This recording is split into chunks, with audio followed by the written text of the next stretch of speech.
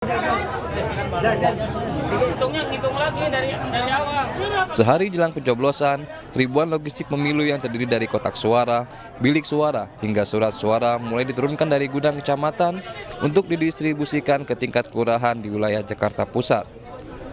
Selain ke tingkat kelurahan, pendistribusian logistik pemilu juga dilakukan langsung ke 3.129 TPS yang tersebar di wilayah tersebut.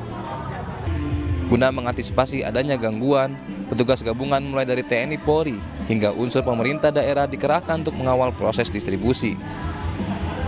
Hari ini kita melakukan distribusi logistik dari gudang kota yang ada di kecamatan ke TPS atau ke kelurahan dan langsung ke TPS.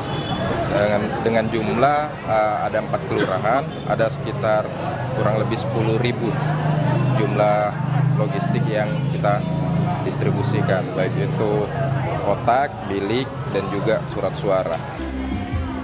Sementara untuk mengantisipasi kondisi cuaca, ribuan logistik juga dilapisi dengan plastik selama proses distribusi. Dari Jakarta Pusat, Raniston Sanjaya, iNews melaporkan. Jelang hari pemungutan suara, Kesatuan TNI Polri Wilayah Hukum Metro Jaya menggelar apel pengamanan tempat pemungutan suara. 7.000 lebih personil gabungan TNI Polri dikerahkan untuk menjaga seluruh tempat pemungutan suara di DKI Jakarta dan juga beberapa daerah penyangga DKI selama hari pencoblosan.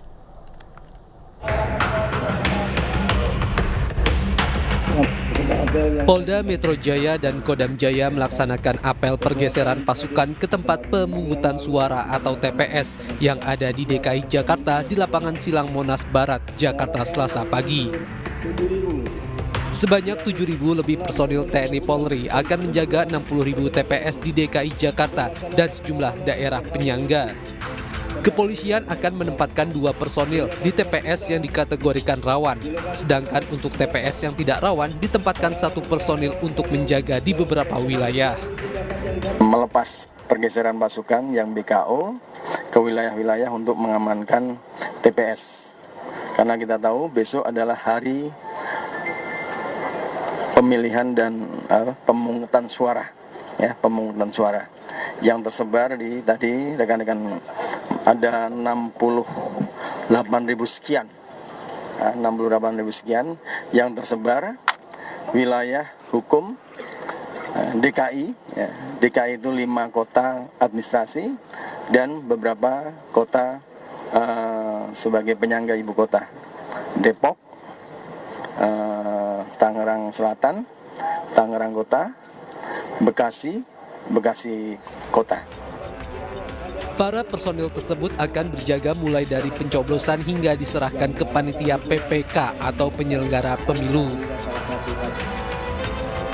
Dari Jakarta, Rani Sanjaya, iNews melaporkan. Patroli pengawasan secara ketat dilakukan oleh Bawaslu untuk mengantisipasi serangan fajar sejak masa tenang hingga hari pencoblosan.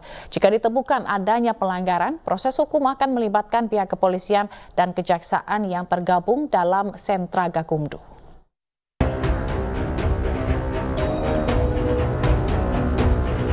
Guna mengantisipasi pelanggaran politik uang atau serangan fajar sejak masa tenang hingga hari pencoblosan, Badan Pengawas Pemilu melakukan pengawasan secara ketat. Pengawasan melibatkan seluruh anggota Bawaslu yang melakukan patroli selama 24 jam secara bergantian, baik secara konvensional maupun melalui media sosial.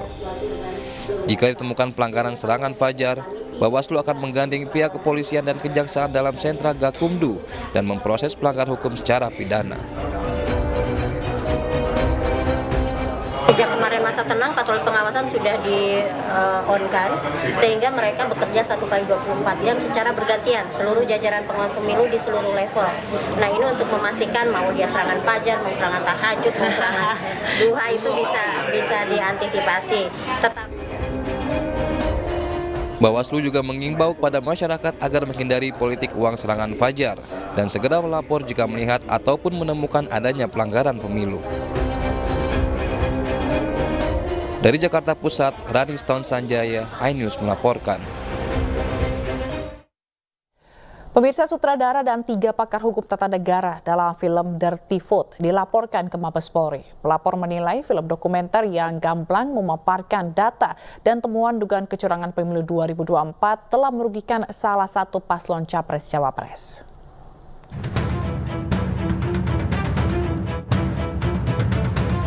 Kemunculan film dokumenter eksplanatory Dirty Foot memunculkan ragam opini publik. Dewan Pimpinan Pusat Forum Komunikasi Santri Indonesia melaporkan sang sutradara Dandi Dwi Laksono beserta 3 pakar hukum tata negara yakni Bivitri Susanti, Zainal Arifin Mohtar, dan Ferry Amsari ke Mabes Polri. Pelapor menilai film dokumenter yang gamblang memaparkan data dan temuan dugaan kecurangan pemilu telah merugikan salah satu paslon Capres-Cawapres. Bukan hanya itu, sejumlah acara nonton bareng Dirty Foot juga mendadak dibatalkan dengan alasan masa tenang pemilu. Manajemen M Block Space Jakarta memberi penjelasan terkait pembatalan acara nobar Dirty Foot yang semula diagendakan pada Senin 12 Februari. Pembatalan beralasan mengikuti masa tenang pemilu. Pembatalan acara nobar Dirty Foot juga terjadi di Gresik, Jawa Timur. Dalam unggahan pihak penyelenggara acara nobar yakni River Warrior menjelaskan pembatalan terjadi usai didatangi oknum kepolisian. Kurang dari 24 jam, film Dirty Foot telah ditonton lebih dari 1 juta kali. Namun seketika, akun YouTube Dirty Foot terkena shadow ban sehingga hilang dari pencarian.